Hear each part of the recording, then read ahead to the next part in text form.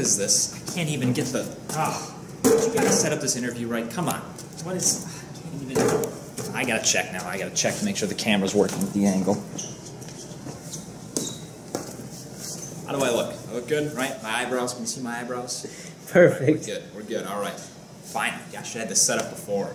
Thank you for coming, Mr. Stark. It's Mr. Stark. My apologies, Mr. Stark. I'm here today to interview you about your movies and ask you some questions about your directing career.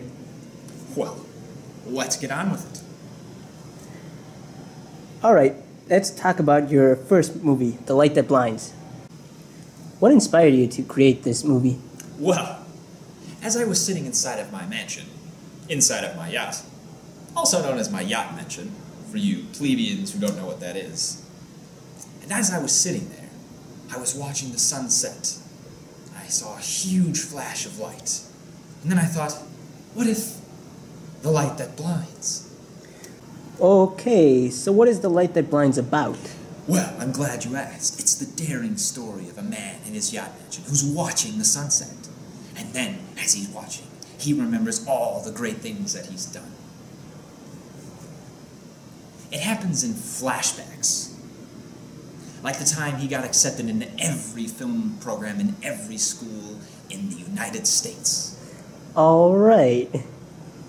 Next question.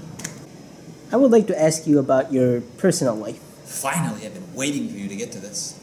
What got you into filmmaking? Well, I'm glad you asked. You see, when I was 3 years old, my parents sat me down to watch this sad excuse for a movie known as Citizen Kane. It was deplorable. The acting was stiff, the camera angles were off, and it didn't even have any color. So from that moment on, I made it my mission to improve the filmmaking industry with my artistic touch. I see. So, Mr. Stark, what do you consider to be film masterpiece? Well, of course, every movie I've ever made, such as The Laminator, The Lord of the Earrings, and Galaxy Wars. And even though I didn't direct it, the movie Jack Frost 2: Revenge of the Mutant Killing Snowman was a masterpiece.